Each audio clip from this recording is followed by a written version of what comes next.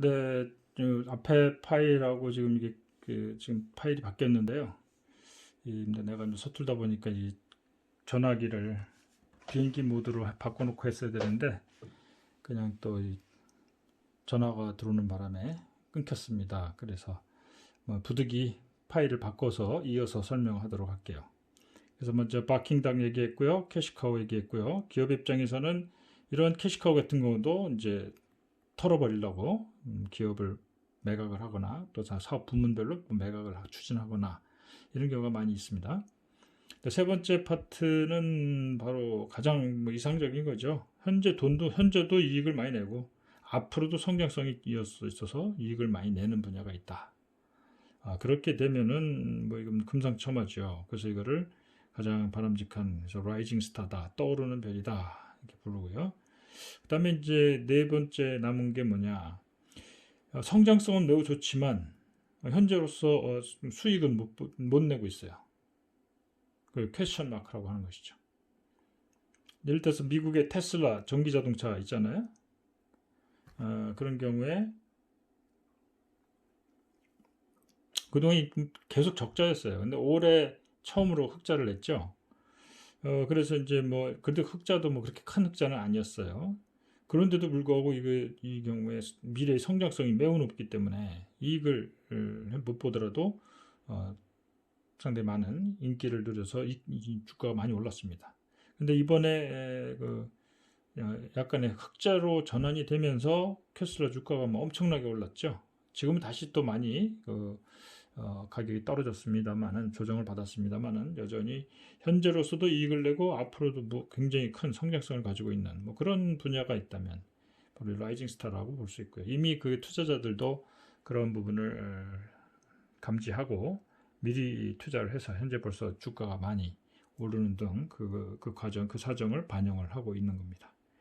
자, 이런 표는 이제 옛날에 보스턴 컨설팅 그룹 여기서 이제 기업 분석을 하면서 이렇게 이제 분류를 해서 큰 틀에서 전체적인 산업이나 어떤 기업 또는 투자 분야 이런 것을 분류를 했던 그런 방법론이 있다는 것을 소개를 합니다. 그러니까 이제 우리가 지금 현재 계량 분석, 다음에 비계량 분석으로 질적인 분석을 하는데 이런 식으로 기업을 분류를 해서 질적인 분석을 할 수 있다는 걸 보여줍니다. 자, 그 다음에 이제 기업의 질적인 분석을 하는 데 있어서 또 우리가 놓쳐서는 안 될 부분이 바로 부채가 가지는 질적인 능력을 살펴보는 겁니다. 이 부분에 이제 자산을 그 기업이 현재 갖고 있는 자산 또 앞으로 들어올 수 있는 자산 또 뭐 이런 것들을 질적으로 평가를 하는 것이죠. 계량 분석에서는 그거에 대한 숫자만 나타나서 그게 바람직한 형태인지 또 그게 별로 이렇게 도움이 안 되는 건지 이런 것들은 알 수가 없잖아요. 그래서 그런 거를 봐야 되는 거예요. 외상 매출 이건 일종의 자산이잖아요. 앞으로 돈을 받을 게 있으니까 회수 가능성이 있느냐. 지금 뭐 외상 매출하고 엄청난 금액은 적혀 있는데 그 외상으로 가져간 기업들이 뭐 부도 위기 있다든지 뭐 아니면 뭐 회생 가능성이 없다든지 이래 버리면 이거는 이 회수 가능성이 거의 없는 거죠. 그럼 이걸 자산으로 올린다는 게 좀 문제가 있어요. 이런 거를 걸러내야 된다는 거죠. 또 재고 자산의 질. 기업이 여러 재고 자산들 갖고 있잖아요. 그것을 과연 현금화 시킬 수 있느냐. 그렇죠? 지금 좀 창고에 엄청난 재고 물량이 쌓여 있는데 그게 예를 들어서 다음 시즌에 판매할 거를 미리 생산해 놨다. 그럼 그 나름대로 의미가 있는데 이거 팔리지 않아 가지고 막 쌓아져 있는 것이다. 뭐 그런 것들은 흔히 하는 말로 땡처리를 해서 팔아야 되는 건데 그거를 땡처리 가격이 아니라 정상적인 가격으로 평가를 해서 재고자산 금액이 이 정도 된다라고 보여준다면 그 잘 내부 사정을 모르면은 거기에 잘못된 정보가 들어가게 되어서 정당한 평가를 하지 못하는 경우가 생기겠죠. 또한 이제 고정자산 뭐 고정자산이라는 거는 이제 뭐 그죠 기계, 설비, 부동산 뭐 등등 여러 가지 있겠지만 그것도 이제 그 어떤 그 금액으로 이제 가치를 평가해서 계량 분석으로 나가 있을 거예요. 우리 그 대차대조표를 보면 그런 것들이 있죠. 근데 이 가치가 변하잖아요, 그죠? 아니면은 현재 갖고 있는 설비나 뭐 기기 이런 것들도 오래된 것들은 감가상각돼서 실제 시장 가치는 떨어져 있을 텐데 그거를 뭐 제대로 반영 안 하고 뭐 그걸 구매했던 가격으로 뭐 한다든지 아니면 지나치게 이걸 부풀려서 금액을 산정한다든지 뭐 이런 것들. 그래서 결국은 이 재고 자산이 영업에 미치는 영향을 보고 담보로 또 어디 들어가 있는가, 그죠? 뭐 기업 은행에서 뭐 대출 받으면서 이 기업의 뭐 부동산이나 설치, 설비 이런 것들을 담보로 잡아버리면은 그 자산 가치로서는 많이 의미가 줄어들죠. 이런 내용들이 있는가를 이제 가서 꼼꼼히 살펴봐야 된다 이런 얘기입니다. 그 다음에 이제 자본 조달 능력도 좀 봐야 될 텐데요. 그러기 위해서는 현재 부채 크기가 얼마냐. 부채가 많으면 자본 조달하기가 좀 어렵죠. 이미 빚이 많은 사람이 또 돈 빌려달라 그러면 여러분들 선뜻 빌려주겠습니까? 그런 얘기예요. 또 채권의 우선순위. 자본을 조달하려면은 우선순위가 있어요. 먼저 자기 자본, 그 뭡니까? 내부 유보금, 기업의 그동안의 수익금을 적립해 놓은 게 있어요. 뭐 그런 게 우선적으로 쓰일 거고요. 그 다음에 이제 채권을 얻을 수 있으면 채권을 드리고, 그 다음에 이제 또 그게 여의치 않으면 이제 추가로 증자를 하죠. 이런 식으로 하는데 현재 그 순위가 어느 것으로 하게 할 수밖에 없는가 이런 것을 볼 필요가 있어요. 그래서 뭐 내부 유보금이 많은 기업일수록 아무래도 이런 부분에 있어서 좋은 점수를 받겠죠. 또 우박 채무 같은 것이 얼마나 발생하고 있느냐. 주식시장에서 주식 발행해서 자금을 조달할 때 얼마큼 높은 평가를 받고 주식을 조달하느냐. 뭐 이런 것들도 이 자본 조달 능력으로 보고 질적인 평가로 해야 되는 그런 부분입니다. 그 다음에 이제 마지막으로 이제 분식회계 여부. 이걸 반드시 들여다봐야 되겠죠. 기업을 분석하는 데 있어서. 이 재무제표가 잘못 분식이라고 하는 것은 그죠? 우리 분 바른다 얼굴에다가 화장품에 그 분을 바르는 거 얼굴에 뭐 약간의 점이 있다거나 뭐 주름이 있거나 뭐 이런 것들을 아주 그냥 두껍게 화장을 해버리면은 그런 게 보이질 않잖아요. 그러니까 실제 모습보다 더 좋은 상태로 더 예쁘게 보이게 하려고 하는 게 이제 화장인데 분식하는 게 바로 그겁니다. 분식회계란 말 들어봤죠? 이런 것들을 잡아낼 필요가 있어요. 재무제표를 분식한다는 얘기는 이익은 과대하고, 그죠? 또 뭡니까? 손실이나 비용은 과소로 평가하고, 그죠? 그런 것으로 하게 되면은 투자자나 내부 사정을 잘 모르는 사람들은 그로 인해서 피해를 볼 수가 있어요. 지난 시간도 얘기를 한 것 같은데요. 이재용 삼성전자 현재 부회장이 그 삼성물산하고 제일모직을 합병을 할 때, 합칠 때, 자기가 지분을 많이 갖고 있는 제일모직의 그 자산 가치를 엄청나게 부풀린 거예요. 뭐 5조 이상 단위를. 그러니까 제일모직의 자회사인 뭐 삼성 바이오로직스, 그 밑에는 삼성 무슨 에파스인가요? 뭐 그런 그 바이오 관련 회사들이 있는데 그 회사들한테 그 실제 가치보다 5조 원 이상의 가치가 있는 것으로 부풀려 가지고 그렇게 되면 제일모직의 가치가 올라가잖아요. 실제로는 삼성물산이 훨씬 더 덩치가 크고 자산 가치가 높은데 그렇게 분식회계를 해가지고 제일모직이 삼성물산보다 더 가치가 높은 거로 거짓말을 하는 거죠. 투자자들을 속인 거죠. 자본시장을 문란하게 만드는 아주 엄중한 범죄 행위입니다. 그래 해가지고 뭐 그걸 성공시키기 위해서 이제 박근혜 대통령에게 뇌물까지 줘가면서 그 국민연금이 제일모직 합병과 하는 거에 왜냐면 국민연금이 삼성물산 주식을 많이 갖고 있거든요. 그러니까 저평가돼서 합병시키는 거를 국민연금에서 그를 동의를 해줘야만 가능하잖아요. 그 지분을 많이 갖고 있으니까 7% 이상 갖고 있는 것 같은데 그러다 보니까 결국 그 손실, 결국 삼성물산의 주주들은 손해를 가만히 앉아서 보게 되잖아요. 그렇게 해서 누가 이득을 봅니까? 이재용이가 이득을 보는 거예요. 삼성 그 승계를 하는 데 있어서, 즉 삼성전자의 지분을 거의 갖고 있지 못하거든요. 근데 삼성물산이 그걸 많이 갖고 있는데, 그래서 삼성물산을 자기의 그 통제 아래 놓기 위해서 제일모직을 이용해 갖고 저평가를 해서 이제 제일모직을 고평가해 갖고 삼성물산까지 자기 손아귀에 집어넣으려고 하는 그 과정에서 분식회계가 이렇게 엄청난 분식회계가 자행이 된 거죠. 자, 그럼 결국은 이제 그래서 그 삼성물산 피해자가 생기고요. 또 그 삼성물산에 투자한 그 국민연금이 뭐 그 당시 그거로 인해서 한 7, 8천억 손실을 봤어요.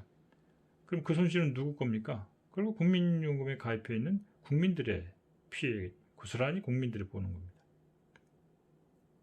이런 문제가 지금 뭐 대법원에서까지 올라가서 결국은 유죄 판결이 났는데, 다시 고등법원에 들어가서 그 형량을 뭐 하고 다시 조정하고 뭐 이렇게 하라고 명령을 내렸는데, 여기서 또 이제 막 국민 여론을 막 유도해가지고 삼성이 망하면 우리 한국 경제가 망한다, 뭐 이런 식의 이제 여론을 조성해서 뭐 가급적이면 감옥에 보내는 일은 없도록 하자는 여론을 많이 만들어내고 있어요. 과연 삼성 그 이재용이가 구속되면은 삼성전자가 망하고 따라서 한국 경제가 망할까요? 절대 그럴 일은 없을 거라고 봅니다. 오히려 우리나라 재벌들이 여러 가지로 이제 그 비판의 대상이 되고 개혁의 대상이 되잖아요. 왜 그럽니까? 대기업 재벌 그 총수들이 지금 초창기 때 창업자들이 경우에는 우리가 그 실력을 인정하지만, 그 2세, 3세, 지금 4세까지 내려오고 있잖아요. 검증이 전혀 안 된 사람들이에요. 이재용만 해도 벌써 3세잖아요.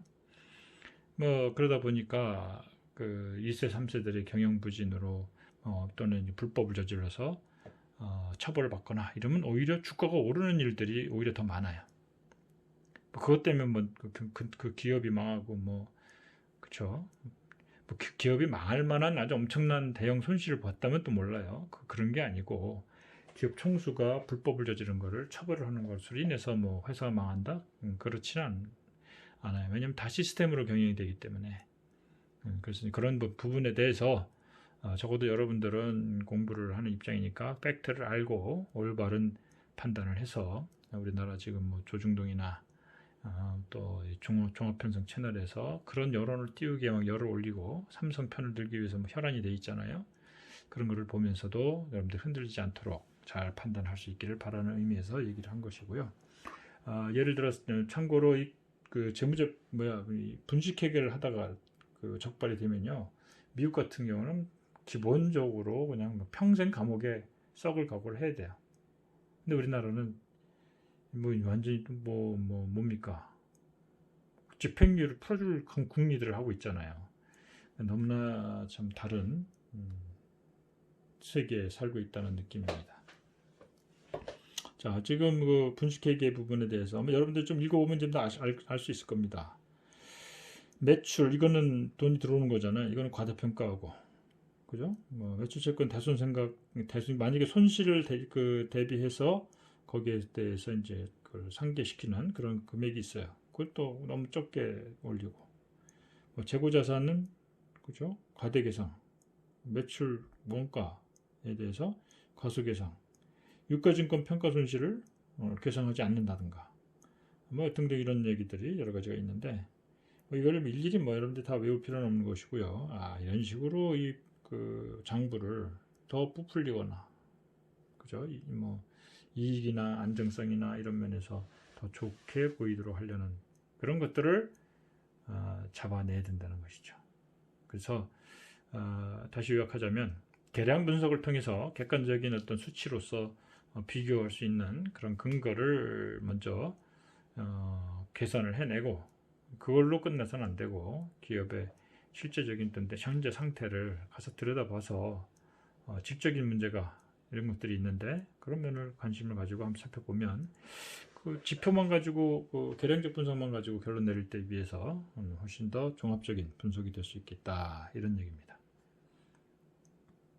자, 그래서 이제 이 부분은 3장은 이렇게 해서 마치는 거로 하고요. 바로 이어서 4장으로 들어가도록 하겠습니다. 자, 이제 이제 4장입니다. 제목을 보면 알겠지만 주식 분산 투자 전략 겁니다. 자, 분산 투자. 그래서 이제 여기에 대한 좀 이론적인 이제 그 얘기도 좀 나와요. 그러니까 앞에서는 이제 주식의 가치 평가를 받고요. 3장에서는 이제 개별 주식에 대한 분석이잖아요. 이번에는 그런 주식들을 포트폴리오 담아서 원하는 그 목적에 맞게끔 그걸 운용하는 그 과정에 알아야 될 것들, 그런 것들을 정리를 하고 있습니다. 이거는 그냥 사진 그냥 넘어갈게요. 웃기는 사진이죠. 이래가지고 군대 갔던 학생들 많죠. 이래갖고 총을 쏘면 어떻게 되겠습니까? 밥에 이렇게 밥하고 국을 이렇게 먹나 봐요. 근데 실제로는 또 이렇게 먹고 있어요. 확인해 보시고. 군대 안 갔다 온 사람들이죠. 이 김문수죠, 이 사람. 자, 이 사람도 지금 여기다 대고 지금 총을 쏘고 있는데 이거 총 격발해버리면 큰일 납니다. 자, 또 군대 안 갔다 온 사람들이 우리나라 정치 지도자라고, 그리고 그렇게 또 안보를 마치 자기들이 안보의 수호신 양 하는 거 보면 참 아이러니하다는 느낌이 들어요. 참고로 재미로 그냥 보자고 넣어놓은 겁니다. 자, 이번 챕터에서는 주식 분산 투자 전략을 소개를 할 텐데요. 그걸 하기 위해서 위험에 대한 개념을 공부합니다. 그리고 수익과 위험이 어떻게 연관돼서 우리가 동시에 고려해서 전략적인 판단을 내리느냐 하는 것을 살펴볼 거고요. 이걸 위해서 이제 포트폴리오 이론을 배웁니다. 포트폴리오 선택 이론. 포트폴리오가 뭔지, 그걸 또 어떤 방법으로 만드는 것이 내가 원하는 목표를 달성하도록 해주는 건지 그 방법도 배울 거고요. 그 다음에 이제 자본자산 가격 결정 이론, 그리고 차익거래 가격 결정 이론이 있는데 이거는 좀 시간 관계상 생략을 하는 거로 하고요. 그 다음에 주식 포트폴리오 투자 전략 이런 것까지 살펴볼 겁니다. 나머지 뒷부분들은 그냥 넘어갈 테니까 이거는 뭐 시험 범위는 아니고요. 이 부분은 그냥 참고로 보면 되겠습니다. 그래서 이 4장의 수업 목표는 포트폴리오의 구성은 어떻게 하느냐, 그 관리는 어떻게 하느냐, 이걸 하기 위해서 우리가 위험과 수익의 분석, 위험과 수익에 대한 분석, 개별 증권에 대한 위험과 수익, 또 포트폴리오의 위험과 수익, 이런 것들을 살펴보기 위해서 관련된 용어를 보고요. 그 다음에 위험의 여러 가지 원인들을 살펴봅니다. 자, 위험이라고 하는 것이 이제 아주 우리가 자주 보고 많이 공부해야 되는 부분이에요. 그래서 그거에 대해서 좀 기본적인 걸 보고요. 위험을 측정하는 몇 가지 통계적인 변수들이 있어요. 지표들이 있어요. 표준 편차, 변동계수, 결정계수, 공분산, 상관계수, 수익률의 가중평균, 베타계수, 이런 얘기들이 쭉 나오는데요. 물론 이제 수업하면서 설명하겠지만 혹시 여러분들이 고등학교 때 배웠던 통계학에서 표준편차, 변동계수, 공분산, 상관계수, 가중평균 이런 게 생소하다면 다시 한번 가서 복습을 좀 하고 오기 바랍니다. 자, 베타 계수에 대해서는 이제 뒤에 자본시장 가격 이론, CAPM 그쪽에서 자세히 다룰 거고요. 그래서 이제 우리가 이제 포트폴리오 공부하는 데 있어서 현대 포트폴리오 이론인 마르코비치의 이론을 기본으로 해서 공부를 합니다. 마르코비치의 현대 포트폴리오 이론은 Efficient Frontier 모델, 그죠? 효율적 프론티어 모델을 얘기하고 있고요. 여기에서 이제 더 발전한 것으로서 CAPM, 자본 자산 가격 모형, Capital Asset Pricing 모델 이런 겁니다. APT는 이거는 아비트라지 프라이싱 세율인데 이게 좀 아까 내가 건너뛰겠다고 얘기한 차익거래 모형을 얘기합니다. 자, 이런 것들을 우리가 이제 볼 거예요. 자, 먼저 이제 포트폴리오의 개념을 한번 볼까요? 포트폴리오라는 게 뭘까요? 여러분들 많이 들어봤죠? 여러분들 그 수강 신청할 때 수강 꾸러미라는 거 용어를 쓰죠. 꾸러미가 뭔가 모아둔 거죠. 여러 가지를 꾸러미 담아놨다. 오케이. 왜안 오지? 없어졌네. 자, 수건 꾸러미. 여기 포트폴리오예요. 여러 가지를 하나에 담아 놓는 거. 자, 그래서 투자자가 소유하는 여러 종류의 자산의 집합. 그 안에 뭐 여러 종류가 들어가는 겁니다.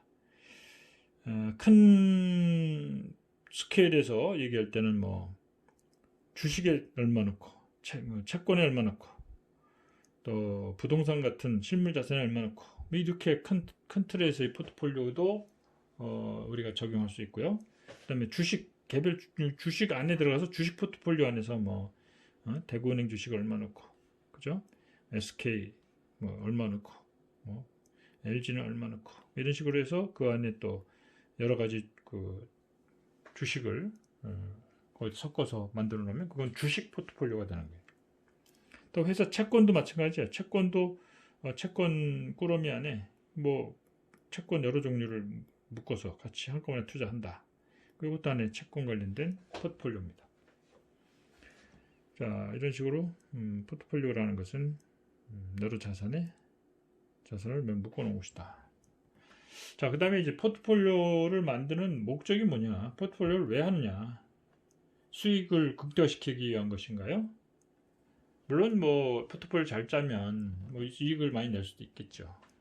그러나 포트폴리오의 기본 목적은 이익을 극대화시키고자 하는 건 아닙니다. 물론 적어도 손해 안 보고 적정 수준의 이익을 얻기 위한 건 맞아요. 근데 그 자체가 마치 수익률을 아주 최고조로 높이는 극대화를 위한 거다. 이렇게 생각하는 건 오해입니다.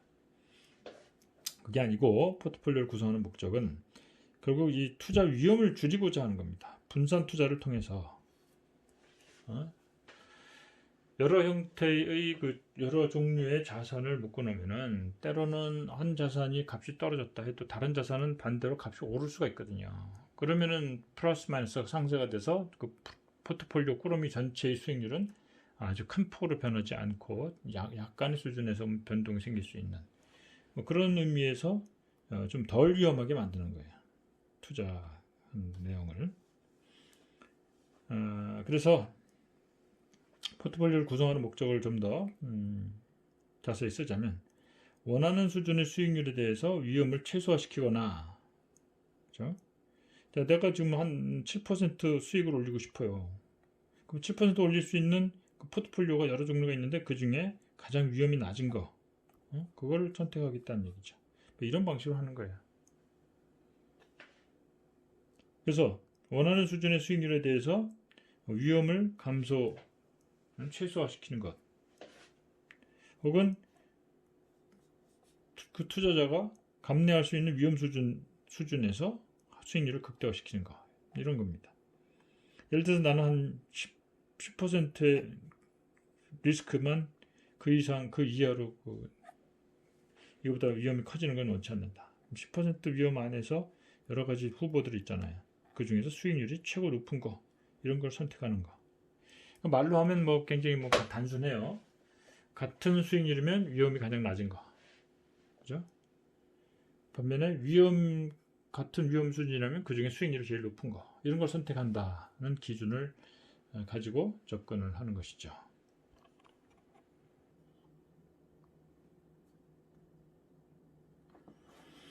그래서 이제 이런 말도 해요.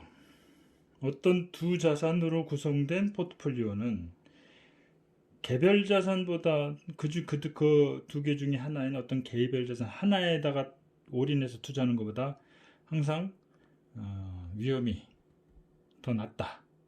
뭐 같을 수도 있겠지만 그보다 더 커지지는 않는다. 적어도 뭐 그렇게 얘기할 수가 있습니다.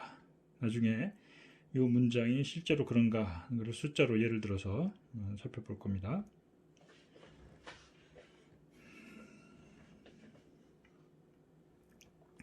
자, 분산 투자라는 용어를 앞에서 썼죠. 이 의미를 좀 더 구체적으로 볼 텐데요. 여기서는 위험이라고 하는 것과 연관시켜서 설명이 필요합니다. 포트폴리오는 땡땡을 줄이기 위해서 분산 투자된 여러 자산에 묶습니다. 자, 분산 투자됐다는 얘기는 뭐냐면은 자기가 가진 투자 자금이 있어요. 뭐 1억 원이 있다고 칩시다. 이거를 분산해서 투자하는 거예요. 한 종목, 한 그 상품에다 다 모아서 투자하는 게 아니라 나눠서 분산해서 투자한다. 그 뜻입니다. 그럼 이렇게 분산 투자는 왜 합니까? 무엇을 줄이기 위한 것이다. 뭘까요? 그쵸? 뭘까요? 위험이죠. 그래서 포트폴리오 목적은 수익률을 높이려는 게 아닙니다. 수익률을 높이려는 게 아니고 위험을 줄이려는 거예요. 그건 명심해 두고요. 그래서 이 분산 투자를 통해서 위험을 줄이는 것이 목적이라면 상관관계가 낮은 자산일수록 그 효과가 크다. 분산 투자 효과라는 게 뭐예요? 위험을 줄이는 효과를 얘기하는 거죠. 분산 투자 효과 뭐라고요? 위험을 낮추는 효과. 같은 뜻으로 이해하면 되겠어요. 그럼 상관관계가 낮다는 게 무슨 뜻일까요? 상관관계가 뭐예요? 어떤 두 변수 간에 어떤 결과가 나올 때 비슷한 방향으로 비슷한 움직임을 보이면은 그게 상관관계가 높은 거고요. 반대 방향으로 나오면 상관관계가 낮은 거예요. 때로는 상관관계가 전혀 없을 수도 있어요. 전혀 서로 무관해요. 뭐 한쪽이 어떻게 움직여도 다른 쪽은 전혀 반응을 못 안 하는 경우. 그럴 수도 있습니다. 그래서 상관관계를 보면은 이게 서로 양의 상관관계, 음의 상관관계 이렇게 생각할 수 있어요. 그래서 상관관계를 측정하는 것으로 이제 상관계수라는 게 있습니다. 상관계수. 이 값은 마이너스 1에서 플러스 1까지의 값을 가져요. 이 플러스로 가면 갈수록 상관계수가 높은 거예요. 상관관계가 높은 거고요. 마이너스로 갈수록 상관관계가 마이너스 음의 상관관계를 가지면서 상관관계가 낮은 거로 나옵니다. 상관관계가 낮다는 것은 기본적으로 만약에 음의 상관관계를 가진다는 것을 의미하는데요. 이게 왜 분산 투자 효과를 크게 할까요? 간단히 말하면 이거죠. A라는 주식과 B라는 주식이 두 개가 있어요. 얘들이 음의 상관관계를 가집니다. 그럼 어떻게 될까요? 하나가 오르면 하나는 하락하는 거예요. 하나가 떨어지면 다른 하나는 오르는 거예요. 그러니까 만약에 A가 하락해서 손해를 보더라도 B에서 올라서 이익이 나니까 이 두 개를 동시에 갖고 있는 포트폴리오는 큰 변화가 없죠. 큰 변화가 없다는 것은 위험이 그만큼 작다는 얘기예요. 자, 이런 말도 있죠. 모든 계란을 한 바구니에 담지 마라. 왜 그럴까요? 계란을 예를 들어서 50개를 한꺼번에 옮긴다. 욕심을 부려가지고 50개를 그냥 바구니에다 한 방에 끝내지 뭐 하고 다 들고 가다가 안에 하나 넘어진다든지 이렇게 쏟는다든지 그러면 엄청난 데미지가 오죠. 그 계란이 와장창 다 깨질 수도 있고 그 위험이 크다는 거예요. 그러면 어떻게 하느냐? 10개씩 한 5번 나눠서 운반해라. 그러면 좀 더 그 중에 한 번 깨지더라도 10개만 깨지고 나머지 40개는 안전하다 이런 얘기가 되는 거죠. 자, 주식도 마찬가지예요. 내가 가진 돈을 한 주식에다만 다 몰아서 투자해버리면 만에 하나 그 주식이 크게 수익률이 마이너스가 나면은 엄청난 손해를 고스란히 입어야 되잖아요. 그런데 만약에 그 주식을 5개의 주식에다 나눠서 투자했다. 2천만 원씩. 그러면 그 중에 하나가 많이 하락하더라도 다른 쪽에서 두세 개가 올라주면 내 포트폴리오는 오히려 오를 수도 있고요. 한쪽에서 마이너스가 나더라도 내 포트폴리오는 수익률이 크게 변하지 않는 그런 결과가 나올 수 있다는 거예요. 포트폴리오의 수익률의 변화가 크지 않게끔 만들기 위해서 서로 상관관계가 낮은 주식을 그 안에 포트폴리오로 담는 거죠. 일부러. 그거는 적어도 큰 손해는 나지 않도록 또는 포트폴리오의 결과가 들쑥날쑥 천당과 지옥을 왔다 갔다 하는 그런 결과를 낳지 않도록 하기 위해서 좀 서로 반대 방향으로 움직이는 것을 담아둔다 이런 의미가 되는 겁니다. 자, 여기 이제 위험을 얘기하면서 위험에는 이제 체계적 위험과 비체계적 위험 이게 두 가지로 나눠져요. 비체계적 위험에 대한 얘기는 아직 안 나오는데요. 체계적 위험이라는 게 뭐냐? 시장 포트폴리오라는 말이 나옵니다. 시장 포트폴리오. 시장 포트폴리오는 시장에 있는 모든 위험 자산. 자, 여기서 말하는 위험 자산은 그 결과가 불확실한 것들을 얘기합니다.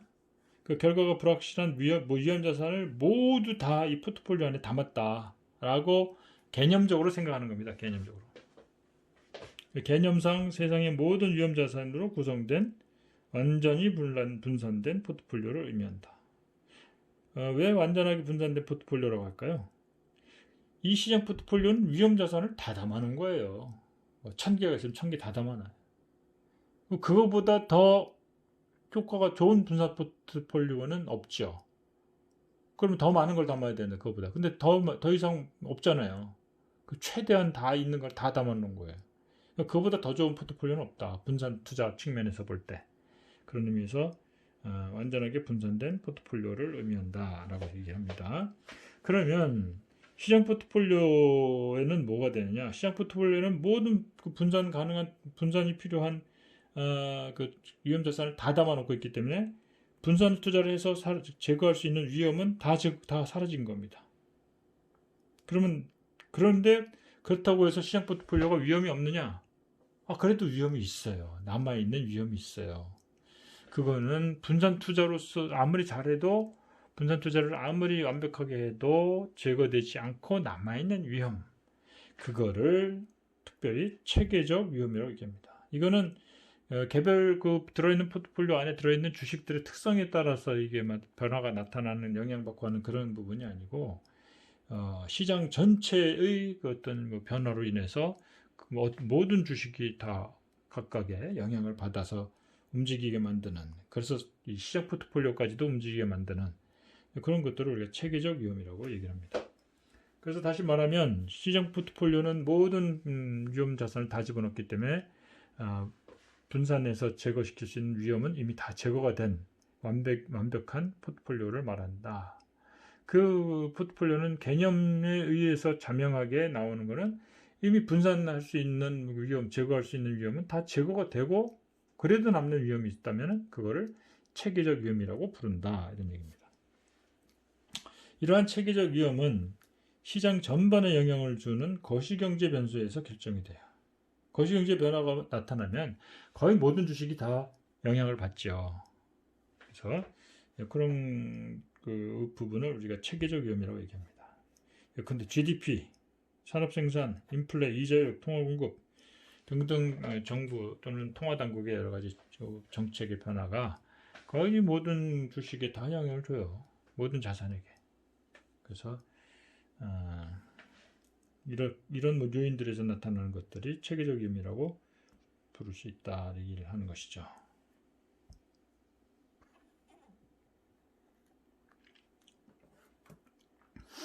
자, 이제 위험에 대한 몇 가지 용어들을 더 볼 텐데요. 금방 체계적 위험 얘기를 했죠. 그 다음에 그에 대한 대비되는 개념이 비체계적 위험이라는 게 있습니다. 체계적 위험에는 이런 것들이 있어요. 즉 거시경제적으로 영향을 미치는 변수들입니다. 이자율이 변해서 나타나는 시장 포트폴리오의 변동. 이렇게 이해하면 돼요. 시장 포트폴리오 안에는 분산 가능한 위험은 다 사라지고 없어요. 그럼에도 불구하고 남아있는 위험은 시장 전반에 영향을 주는 것으로 인해서 나타나는 전체 시장의 어떤 예기치 못한 변동입니다. 그러한 예기치 못한 변동을 일으키는 그 요인으로는 이자율이 변할 때, 재투자 위험, 좀 이따 다 설명이 되겠습니다만은 이자를 받으면 이자를 또 다시 투자하는 걸 재투자라 그래요. 그럼 그 사이에 이자율이 변해 있으면 그걸로 인해서 또 영향을 받겠죠. 구매력 위험, 이건 물가가 오르면 모든 게 다 영향을 받잖아요. 환율, 수입, 수출 다 영향을 받잖아요. 그죠? 또 시장 위험, 이런 것들이 이제 결국은 이런 그 시장 포트폴리오를 강조하는 의미에서 거기에 해당되는 위험을 시장 위험이라고 마켓 리스크라고도 부릅니다. 자, 그 다음에 비체계적 위험에는 뭐가 있느냐? 비체계적 위험이 뭐냐 하는 거는 좀 이따 자세히 설명할 거고요. 어떤 게 있느냐? 비즈니스 리스크.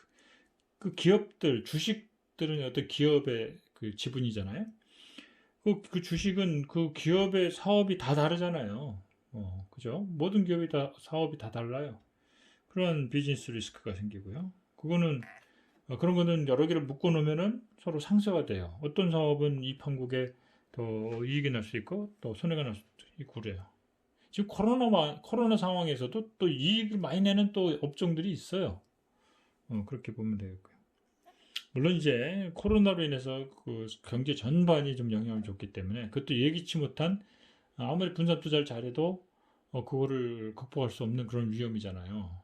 코로나와 같은 그런 질병의 위험, 전염병의 위험 이런 거는 어떻게 뭐 분산 투자를 아무리 잘해도 뭐 막을 수 없는 거고요. 경제 전반에 영향을 받는 거예요. 이것도 체계적 위험에 해당이 되겠죠. 그다음에 재무 위험이라는 거는 기업마다 재무 상태가 달라요. 재무 레버리지가 달라요. 재무 레버리지가 뭐라 그랬죠? 전체 자산 중에서 타인 자본의 비중이 얼마나 되느냐, 그 빚이 얼마나 많으냐 이런 거고요. 그건 기업마다 다 다르죠. 그 정도는. 그래서 뭐 재무 리스크가 큰 기업, 작은 기업, 재무 레버리지가 높은 기업, 낮은 기업, 뭐 이렇게 뭐 여러 가지 종류가 있을 수 있어요. 그런 기업들을 이렇게 묶어 놓으면 서로 상쇄가 돼요.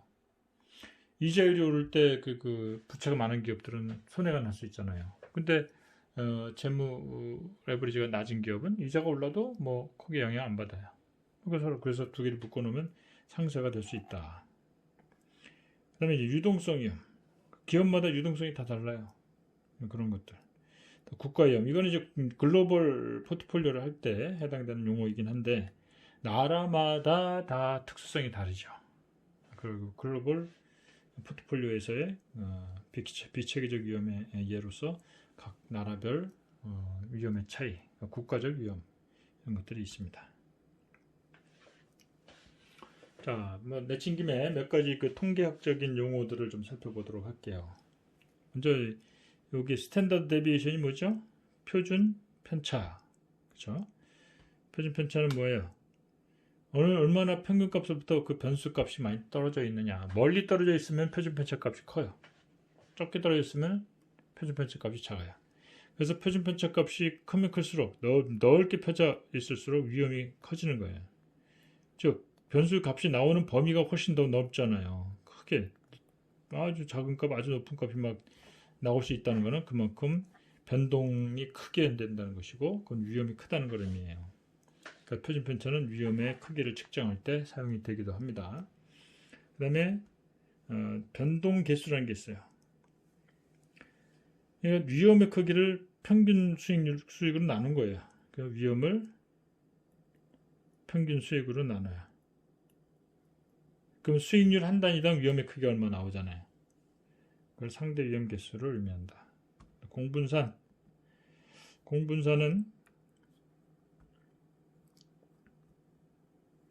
두 자산 간의 관계의 밀접도를 나타냅니다. 각 변수들이 서로 각각의 변수가 그 각자의 움직임에 서로 얼만큼 영향을 주고받느냐, 두 변수가 서로 간에 그 영향을 크게 주고받을수록 공분산은 커지는 거고요. 그다음에 그 상관계수, 아까 상관계수 잠깐 언급을 했어요. 이 공분산 값을 표준화시킨 겁니다. 다음에 베타란 말은 나중에 캐프엠 공부할 때 나와요. 어떻게 측정되는 것이고 어떻게 도출이 되었는가 살펴볼 수 있는데 이 베타 값이 아주 요긴하게 쓰입니다. 개별 증권 수익률에 시장 전체 수익률에 대한 상대적인 민감도다. 개별 증권마다 수익률이 나오죠. 그리고 시장 전체 수익률이 또 나와요. 좀 알기 쉽게 예를 들자면 시장 전체 수익률은 모든 주식에 대한 걸 다 포함하는 거니까 종합주가지수 수익률이라고 보면 되겠습니다.